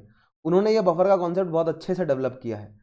अहमदनगर को बफर बनाना चाहिए था, या बीजापुर को, या अहमदनगर को बफर बनाकर फिर बीजापुर को कैप्चर करते। मतलब इन शासकों के साथ जो है वो खेलना चाहिए था, फंसे हुए थे ये बहुत बेहतरीन तरीके से। ठीक है, क्यों, क्योंकि देखिए यहाँ पर कमाई किससे है, कमाई है वेस्ट कोस्ट ईस्ट कोस्ट वाले ट्रेड से। ठीक है, तो ये एक दूसरे के ऊपर बीजापुर गोलकोंडा डिपेंडेंट है। ठीक है, गोलकोंडा ईस्ट कोस्ट से लाएगा और बीजापुर को देगा और बीजापुर फिर आगे एक्सपोर्ट करेगा। Same goes for Bijapur west coast से इंपोर्ट करेगा, फिर वो गोलकोंडा को देगा और गोलकोंडा आगे एक्सपोर्ट करेगा। ठीक है, तो यहाँ पर समझ रहे हैं एक बहुत पॉसिबिलिटी बनती है इन दूसरों को आपस में लड़ाकर इनको जो है वो धर लो और ईस्ट कोस्ट वेस्ट कोस्ट दोनों आपके कंट्रोल में आ जाए। लेकिन ऐसा नहीं कर पाए मुगल बादशाह, देखते हैं क्यों। Shah Jahan was more successful in his object than his predecessor. क्यों, क्योंकि Shah Jahan was able to capture Ahmadnagar. Firstly because he was more acquainted with the affairs of Deccan, क्योंकि वो बहुत लंबे समय तक मलिक अंबर के साथ नेगोशिएट करता रहा, तो डक्कन के एरिया को अच्छे से वो जानता था। दूसरा चीज, secondly Malik Ambar who had been the main obstacle in the way was no more alive. Malik Ambar की मृत्यु के बाद ही मुमकिन हो सका एनेक्सेशन ऑफ अहमदनगर। ठीक है, अब देखते हैं अहमदनगर को कैसे धरा। अहमदनगर में क्या चल रही है, निजाम शाही किंगडम चल रही है। ठीक है, निजाम शाही किंगडम ऑफ अहमदनगर का प्राइम मिनिस्टर है, प्राइम मिनिस्टर था कौन, मलिक अंबर। और मलिक अंबर इतना प्रोमिनेंट हो गया था कि उसने शाह को साइड में बिठा हुआ था, तुम बैठो। लेकिन मलिक अंबर के जाने के बाद उसके पुत्र का इतना जो है वो कद नहीं था, फतेह शाह का इतना कद नहीं था कि वो मलिक अंबर की तरह शाह को साइड में बिठा दे। ठीक है। तो फतेह शाह इससे परेशान कि जितना लेवल ऑफ मतलब इज्जत मेरे पिता को मिल रही थी उतनी मुझे नहीं मिल रही, राइट, मेरा कंट्रोल नहीं है पॉलिटिक्स पे उतना। Nizam Shahi kingdom of Ahmadnagar because of its proximity to Mughal frontier in the south was the first to reckon with. After the death of Malik Ambar his son Fateh Shah had strained relations with sultan of Ahmadnagar, क्योंकि मलिक अंबर की political control थी और अहमदनगर का शाह जो है वो अपने ही राज्य पर शासन नहीं कर पा रहा था मलिक अंबर की वजह से। तो जब मलिक अंबर की मृत्यु हुई तो फतेह शाह जब शक्ति में आया तो जो अहमदनगर के शाह हैं उनको लगा कि अब कंट्रोल मैं लूंगा अपने हाथ में, राइट। और फतेह शाह सोच रहा था कि मैं लूंगा। अब यहां पर आ जाते हैं शाहजहां। शाहजहां कहते हैं फतेह शाह को कि तुम्हें करना है शासन। फतेह शाह कहता है बिल्कुल। शाहजहां कहता है तो जब मैं किलेबंदी करूं तो किले का दरवाजा खुलवा देना। ठीक है, तो फतेह शाह ने कर दी मतलब गद्दारी अपने शाह के साथ। अहमदनगर का जब घेराबंदी हुई तो उसने किला खुलवा दिया और मुगल सेना अंदर आ गई, राइट। और मुगल सेना जब अंदर आई तो बहुत आसानी से जो है वह अहमदनगर को कैप्चर कर लिया गया, right. Fateh Khan opened negotiation with Mughals and under the instruction of Mughal emperor captured sultan and put him in prison and ultimately got murdered. तो सुल्तान हट गया रास्ते से, अब फतेह खान बचा। अब फतेह खान ये सोच रहा है कि मैं मुगल्स को डबल क्रॉस करूं, ठीक है। और ऐसा करने के लिए अब फतेह खान ने जो अपने आस पड़ोसियों को जगाना शुरू किया कि बीजापुर गोलकोंडा मराठों जागो। अब मराठे जो है वो शिवाजी के फादर एक्टिव हैं इस समय, है ना। शिवाजी के फादर ईस्ट वाले रीजन में, इस रीजन में जो है वो शिवाजी के फादर एक्टिव हैं। तो शिवाजी के फादर को बोला उसने, बीजापुर को बोला, गोलकोंडा बेदार को बोला कि हम सबको जोड़कर अब मुगलों को हटाना है, पीछे करना है। ठीक है, देखते हैं क्या हुआ। His son was raised to throne of Ahmadnagar. Ahmadnagar के शाह को मारा और उसके लड़के को बिठाया पपेट की तरह, क्योंकि क्लेम तो उसके शाह के पुत्र का ही है ना, ठीक है। Though he acknowledged formal Mughal suzerainty, Fateh Shah was not loyal to Mughals. कैसे, देखते हैं। When the Mughals besieged the fortress of Daulatabad in 1631, he at first turned against the Mughals but was soon won over by them with a bribe of 10 lakhs of rupees and surrendered the fortress. ठीक है, सो जैसे ही शक्ति में आया वो, ठीक है, फतेह शाह, वो तो बच्चा बिठा दिया उसने, ठीक है। तो अब उसने गद्दारी करनी शुरू कर दी, मतलब ट्रिब्यूट वगैरह देनी बंद कर दी और उसने रिलेशन बीजापुर और गोलकोंडा के साथ बनाने शुरू कर दिए। शहनशाह मतलब शाहजहां फिर से आया, उसने अब दौलताबाद का फिर से जो है वो मतलब घेराबंदी डाली फोर्ट की। कई दिनों तक फोर्ट डला रहा, फिर उसने रिश्वत दी 10 लाख की, ठीक है, और फिर फोर्ट खुल गया वापस। फिर से जो है वो मतलब अकबर, नॉट अकबर लेकिन शाहजहां के कंट्रोल में आ गया Fateh Shah. The minor sultan Hussain Shah was sent to Gwalior as a prisoner. ठीक है, ग्वालियर जो है मालवा में था और मालवा मुगल कंट्रोल में था। The Nizam Shahi dynasty came to an end in 1633 और अब फॉर्मली जो है वो Ahmadnagar was a part of Mughal empire. ठीक है, 1633 में Fateh Shah entered the imperial service and was granted a liberal salary. ठीक है, फतेह शाह को मनसबदार बनाया गया, सैलरी दी गई बढ़िया उसे। The kingdom of Ahmadnagar cease to exist but there was still no peace because its western district remained for some years under the control of Maratha chief named Shahji Bhonsle, father of Shivaji. देखिए इस मैप में इतना रीजन जो है ये अहमदनगर का था, इतना रीजन, ठीक है। और अहमदनगर का ये रीजन जो है वो यहाँ तक, इतना रीजन जो है ये अहमदनगर का था, इतना रीजन। और अहमदनगर का सारा रीजन मुगल एम्पायर के अंडर आ गया। लेकिन जो वेस्टर्न वाला पार्ट है ये मराठा के कंट्रोल में था, शाहजी भोंसले यहाँ से एक्टिव है। नीचे जो है बीजापुर है, ठीक है, और बेदार है, गोलकोंडा है। तो ये मैप बहुत इंटरेस्टिंग है, इसको आप डाउनलोड करके ना डिटेल में एक बार जूम करके देखिएगा। मैं आपको अभी जूम करके दिखा देता हूँ, राइट। यहाँ पर देखिए बीजापुर, उसके अलावा शोरापुर नायक हैं, ठीक है, सारे आपको नजर आ जाएंगे। छोटे छोटे जितने भी एम्पायर मतलब छोटे छोटे जितने भी राज्य थे वो सब नजर आएंगे यहाँ पर। विनाड, जमूरिन, ठीक है। और मतलब गोवा देखिए, गोवा किसके कंट्रोल में है, ये फॉरेन जो मतलब पुर्तगाली और अंग्रेज जो एक्टिव थे उन सब के भी यहाँ पर देखिए। बॉम्बे अंग्रेजों के कंट्रोल में है, सूरत अंग्रेजों के कंट्रोल में है ना, फ्लैग से आपको पता चल जाएगा। तो ये काफ़ी इंटरेस्टिंग मैप है। लेकिन इस मैप में हमें शाहजहां के लिए क्या पता चल रहा है कि अहमदनगर तो जब कंट्रोल में आ गया, लेकिन ये वेस्ट कोस्ट जो है वो अभी कंट्रोल में नहीं आया। तो अहमदनगर का फायदा क्या, अहमदनगर का फायदा क्या जो ये वेस्ट कोस्ट ना आए हाथ में, ठीक है, यही तो चाहिए था मुगलों को। Right. He placed another boy of royal family on the throne and initiated a fight on his behalf. कौन? फतेह शाह। फतेह खान ने सुजर्निटी एक्सेप्ट करी, बट एक बार फिर से उसने अहमदनगर की जो शाह हैं उसके एक और बच्चे को बिठाया और फिर से जो है वो लड़ना शुरू कर दिया मुगलों के खिलाफ। However, he had to return surrender to Shahjahan in 1636. फिर से उसने सरेंडर किया। This finally ended the war with Ahmednagar and its territory was shared by Shah Jahan and sultan of Bijapur. Sultan of Bijapur ने शाहजहां की मदद करी। ठीक है, आगे देखिए, ये वो मैप है। ठीक है, सुल्तान ऑफ बीजापुर को कुछ हिस्सा मिल गया और कुछ हिस्सा जो है वो शाहजहां ने अपने कंट्रोल में लिया, लेकिन ये वेस्ट कोस्ट वाला जो रीजन है ये पूरा मराठों के कंट्रोल में है, और यही तो चाहिए था, है ना, काम तो सारा इसी का ही है। अब देखते हैं बीजापुर और गोलकोंडा के लिए क्या पॉलिसी थी। अहमदनगर आ गया कंट्रोल में, अब बीजापुर गोलकोंडा को धरा जाएगा। ये रहा आपका बीजापुर और ये आपका गोलकोंडा। ठीक है, इनको कंट्रोल करने का फायदा क्या है? East coast west coast control में आएगा, लेकिन ये वेस्ट कोस्ट ही तो मुगल कंट्रोल नहीं कर सके। इन वेस्ट कोस्ट में ही तो बैठे हैं मराठा, और मराठों ने कभी ये वेस्ट कोस्ट मुगलों के हाथ में आना ही नहीं दिया। ठीक है, और यहीं से तो कमाई थी मराठों की। After the fall of Ahmadnagar these two sultanates now became the main targets of the Mughal imperialism. The rulers, अब यही गलती कर दी मुगलों ने, इनको बफर बनाना चाहिए था। इनको बफर बनाकर नीचे जाकर, मतलब एज एन एडमिनिस्ट्रेटर अगर आप देखें पैसे ही कमाने थे तो नीचे जाकर, जैसे अहमद शाह ने खिलजी ने किया था, उसके बाद मोहम्मद बिन तुगलक ने किया था, नीचे जाकर लूट लाओ सारा पैसा। ठीक है, और इनको बनाओ बफर। इनको बफर बनाना चाहिए था, और समय आने पर जो है वो मतलब मराठों से अलग तरीके से निपटो और नीचे वालों से अलग तरीके से निपटो। तो इनको एक समझ रहे हैं जोड़ कर रखना चाहिए था। कॉन्कर करने की जो गलती है ना, वही मैंने आपको बताया चंद्रगुप्त सेकंड ने भी करी थी। बैक्ट्रिया को जीत लिया था और फिर चंद्रगुप्त सेकंड तो चला गया, लेकिन कुमारगुप्त हैंडल नहीं कर सका और हुण फिर अंदर आने शुरू हो गए। तो जिस तरह अंग्रेज खेलते हैं ना कि बफर बनाओ और अपना पहले कंसोलिडेट करो, ये भारतीय शासकों में ये क्वालिटी बहुत कम थी, बफर बनाओ और कंसोलिडेट करो। तो अगर आप हिस्ट्री ऑप्शनल पढ़ने जा रहे हैं ना, तो इन कॉन्सेप्ट्स को बहुत डिटेल में पढ़ना ही पड़ेगा हमें, है ना, वहां हमारे काम के हैं ये। The rulers of these two states had secretly helped Shahji who made, अब देखिए, अब बीजापुर गोलकोंडा को ये बात पता थी कि आने वाले समय पर हमें मुगल जो है वो धरेंगे ही धरेंगे।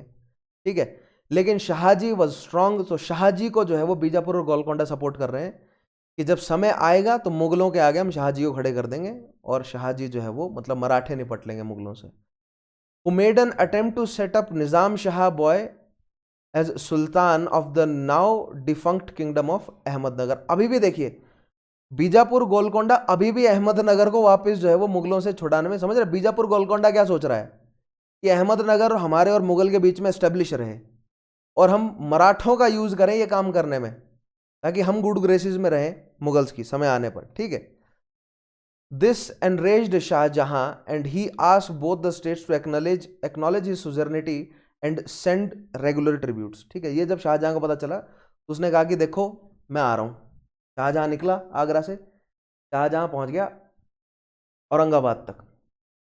ठीक है, और शाहजहां ने कहा कि देखो मैं पहुंच गया हूं, बहुत मुझे समय नहीं लगेगा सेना लेकर आने में। और मुगल सेना से जो है वो मतलब डर जाते थे, क्योंकि बड़ी सेनाएं थी और काफ़ी पावरफुल सेनाएं थी। ठीक है, और दक्कन की अच्छी नॉलेज भी थी किसे? शाहजहां को। तो बीजापुर और गोलकोंडा को वार्निंग दी मुगल ने कि मैं आ रहा हूं, तुम बताओ सरेंडर कर रहे हो या तो लड़े। Shahjahan personally march to Deccan, reached Daulatabad, Aurangabad, right, in 1636 in order to press these demands. The two states were informed that if they refused to accept the demands, their territories would be attacked. Bijapur Golconda को बोला गया अगर नहीं मानते हो तो पीट दिए जाओगे। ठीक है, क्लियर कर दिया और सेना ले आया देखिए दौलताबाद तक। तो ही वॉज नॉट किडिंग, मूड में नहीं था उसके, और कोई टेंशन नहीं थी शाहजहां को। नॉर्थ वेस्ट फ्रंटियर सिक्योर बैठा था बिल्कुल। ठीक है, और मतलब वहां पर उसने दाराशिकों को लगाया हुआ था एक्चुअली। इस समय 1636 के आसपास नॉर्थ वेस्ट फ्रंटियर में अफगानों से लड़ाई चल रही है। सेम बंगाल सिक्योर है, गुजरात सिक्योर है। शाहजहां के पास और कोई टाइम नहीं है, दक्षिण को जीतना है। The ruler of Golconda Qutub Shah submitted without resistance and agreed to pay tribute and to strike coins in his name, right? So Qutub Shah तो मान गया। तो एक साइड देखिए गोलकोंडा आ गया, इतना एरिया आ गया मुगल्स के कंट्रोल में, ठीक है, अब बचा बीजापुर, ये बीजापुर बचा। ठीक है, बीजापुर के साथ देखते हैं क्या हुआ। He also agreed to assist Mughal army in its campaign against Bijapur. उसने कहा कि बीजापुर को हराऊंगा मैं, टेंशन नहीं है। Sultan of Bijapur Mohammad Adil Shah refused to submit. His kingdom was attacked by Mughal armies from 3 sides। 3 side से अटैक किया गया। ठीक है, देख रहे हैं आप, यहाँ से साइड से और एक नीचे से, 3 साइड से अटैक किया। मराठा वाली साइड से तो कर नहीं सकते, है ना। The sultan was force to sue for peace in May 1636 में बीजापुर को भी शामिल कर लिया गया। मुगल मतलब सोवरेनिटी को, मतलब जो है वो माननी पड़ी उनको मुगल्स की। ठीक है, पूरी तरह कंट्रोल नहीं आया लेकिन सोवरेनिटी माननी पड़ी। तो बीजापुर गोलकोंडा भी अब किसका हिस्सा है? मुगल्स का। अब मराठा वाला रीजन है। फायदा क्या है, जब तक वेस्ट कोस्ट आपके हाथ में नहीं है, और वेस्ट कोस्ट किसके कंट्रोल में है? मराठों के कंट्रोल में। मतलब मराठे हैं यहाँ पर, पुर्तगाली भी बैठे हैं, अंग्रेज भी हैं, लेकिन मेजोरिटी रीजन मराठों के कंट्रोल में। और ये वेस्ट कोस्ट ईस्ट कोस्ट का तो खेल है। चलो ईस्ट कोस्ट तो आ गया कंट्रोल में, अब वेस्ट कोस्ट का क्या किया जाए। ठीक है, वेस्ट कोस्ट के लिए औरंगजेब लड़ता रहा, उसने अपना जीवन गुजार दिया, लेकिन मराठों को नहीं हरा सका।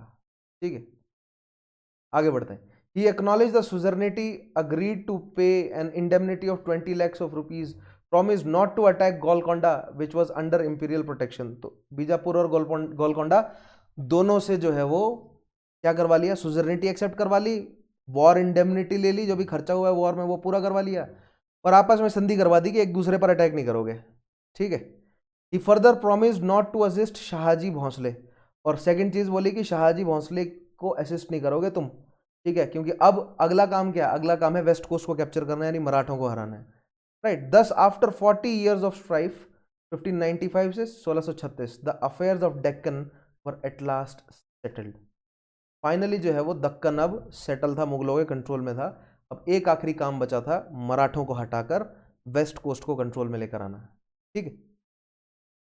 प्रिंस औरंगजेब को अपॉइंट किया गया दक्कन का सूबेदार। was appointed the governor of Deccan in 1636. Khirki new Nizam Shahi capital was rechristened as Aurangabad and made the headquarters of Aurangzeb. Right. So जो शहर है यहाँ पर औरंगाबाद, कहाँ गया? ये रहा, इसको कैपिटल बनाया गया दक्कन का, और औरंगाबाद से अब औरंगजेब जो है वो औरंगजेब के नाम पर ही औरंगाबाद। राइट। तो औरंगजेब के नाम पर औरंगाबाद एस्टेब्लिश्ड है, और वहाँ से जब उसने दक्कन का एडमिनिस्ट्रेशन संभालना शुरू किया। अब यहीं पर ही जो है वो सारा दिमाग औरंगजेब का खराब हुआ है, समझाऊंगा कैसे। अब बात करते हैं अंतिम समय की शाहजहां की। शाहजहां के भी 4 पुत्र। Shahjahan had 4 sons. Dara the governor of Punjab, Dara को पंजाब दिया हुआ है, दारा शिकोह को। मुराद को गुजरात, औरंगजेब को दक्कन, और शूजा को बंगाल, और खुद दिल्ली दुआ में बैठा है कौन? शाहजहां। शाहजहां की तबीयत खराब होने लगी 1516, 56, 57 में। शाहजहां हैड गिवन क्लियर, और शाहजहां ने दारा शिकोह को बुला लिया दिल्ली। दारा शिकोह आ गया दिल्ली, और ये अफवाह फैल गई कि शाहजहां मर गए हैं, और दीवाने खास में या दीवाने आम में दारा शिकोह ने एक हमशक्ल बिठाया होता है शाहजहां का, केवल ये दिखाने के लिए कि शाहजहां की शहनशाह जो है वो जिंदा है। ये वहम जो है वो इन्हीं की बहन द्वारा है ना, मतलब औरंगजेब वगैरह इन सब की बहन ने औरंगजेब के मन में ये जहर घोल दिया कि ऐसा हो रखा है। ठीक है, लेकिन शाहजहां उस समय जिंदा था, मरा नहीं था। Shahjahan had given clear indications that he wished to leave the crown to Dara. Shahjahan ने क्लियर कर रखा था कि दारा शिकोह बनेगा मेरे बाद शहनशाह, लेकिन सबके एम्बिशन थे। मुराद चाहता था मैं बनूं, ठीक है, औरंगजेब चाहता था मैं बनूं, और शूजा चाहता था मैं बनूं। ठीक है, तो अब ये खबर फैली हुई थी कि शाहजहां मर गया है, दारा ने किसी को बिठाया हुआ है, नॉमिनल बना, मतलब एक हमशक्ल को बिठाया हुआ है। तो अब यहाँ पर एक्सेक्शन की बैटल जो है वो शुरू हो जाती है। सबसे पहले when Shahjahan fell ill in September 1657, the struggle for the throne began. In November 1657, Shuja सबसे पहले शुरू होते हैं। शूजा ने बंगाल में बैठे थे, शूजा जबरदस्त कमाई थी, अपने आप को बादशाह घोषित कर दिया, और अब वो दिल्ली की तरफ बढ़ गया कि मैं दारा शिकोह को हटाऊंगा। In Bengal and began to advance towards Agra and head an army, but he was defeated by an army of Dara and was forced to retire to Bengal. So Dara Shikoh ने सबसे पहले शूजा को हराया। इस बैटल का नाम मुझे कमेंट में बताएंगे क्या है। सेकंड, इन दिसंबर 1657 मुराद आया। मुराद ने अपने आप को अब क्राउन करा कि मैं बनूंगा शहनशाह। Gujarat and then formed an alliance with Aurangzeb. Aurangzeb ने अलायंस बनाने मतलब मुराद को बोला कि चलो मैं तुम्हारे साथ चलता हूँ, ठीक है, करते हैं दारशिकों को धरते हैं। They entered into an agreement to partition the empire, कि हम जो है वो दारशिकों को हटाएंगे और 2 हिस्से में एम्पायर बांट लेंगे, ठीक है, बंगाल तुम्हारा, गुजरात हमारा। The combined troops of Aurangzeb and Murad marched towards the north and fought 2 battles against imperial armies of Dara, the Battle of Dharmat 1658 and the Battle of Samugad May 1658, in which Aurangzeb and Murad were victorious. So धर्मात और सामूगढ़ की battle में औरंगजेब और मुराद की सेनाओं ने मिलकर जो है वो दारशिकों को हटाया और फिर फाइनली औरंगजेब ने मुराद को भी रास्ते से हटा दिया, ठीक है। तो Aurangzeb basically killed all of his brothers कि वो शासन पर आए, right. The fort of Agra was occupied by them and Shahjahan was made a prisoner. Shahjahan को प्रिजनर बनाकर फिर बिठा दिया गया आगरे किले में। One by one Aurangzeb manage to dispose of all his brothers including Murad and ascended the throne in July 1658। कैसे किया है, कैसे नहीं किया है, ये हमारा ऑप्शनल की कहानी है, ठीक है।